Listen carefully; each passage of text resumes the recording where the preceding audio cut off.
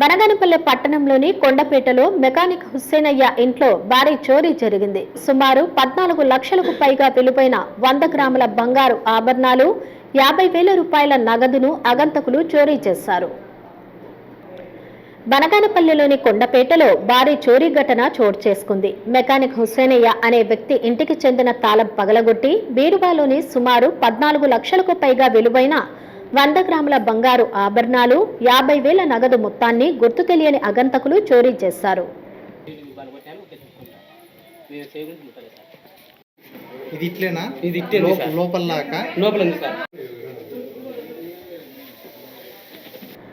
హుస్సేనయ్య అనారోగ్యంగా ఉండడంతో గత 10 రోజుల క్రితం ఇంటికి తాళం వేసి తిరుపతిలోని ఓ ఆసుపత్రిలో వైద్య చికిత్స కోసం కుటుంబీకులతో కలిసి వెళ్లడం జరిగింది.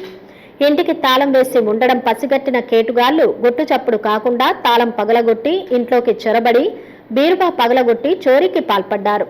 తల్లిదండ్రులు తిరుపతికి వెళ్లడంతో హుస్సేనయ్య కూతురు హుస్సేన్ బి ఇంటి ముందు చీపురుతో కసువు చిమ్మేందుకు వచ్చి ఇంటి తాళం పగలగొట్టి ఉండడం గమనించి నిర్ఘాంతపోయింది. ఇంటి తాళం పగలగొట్టిన సమాచారాన్ని ముందుగా తిరుపతిలో ఉన్న తల్లిదండ్రులకు చేరవేసి అనంతరం పోలీసులకు సమాచారం ఇవ్వడంతో పోలీసులు ఘటనా స్థలానికి చేరుకుని చోరీ జరిగిన తీరును పరిశీలించారు.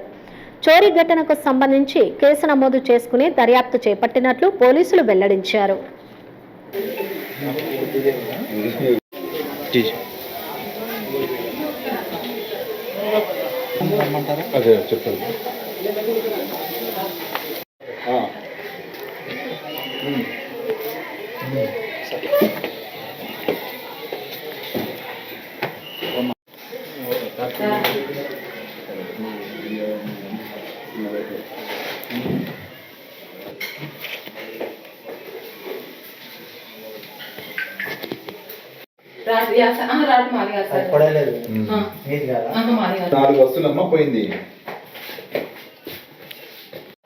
ఏదో అది లాక్డౌన్ మంచి మీద చేసిన చూడండి, ఓపెన్ చేసినది మీడియా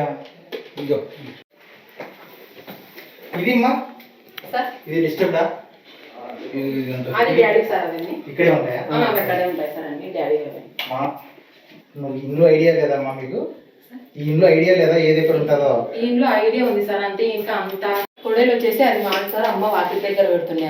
అది మీది కాదంటే సార్ అది కాదు, ఇది ఇక్కడ పెట్టినారు చూడండి, ఇంకొక పైపు కానీ అది మాది కాదట. తీసుకొని బయటకు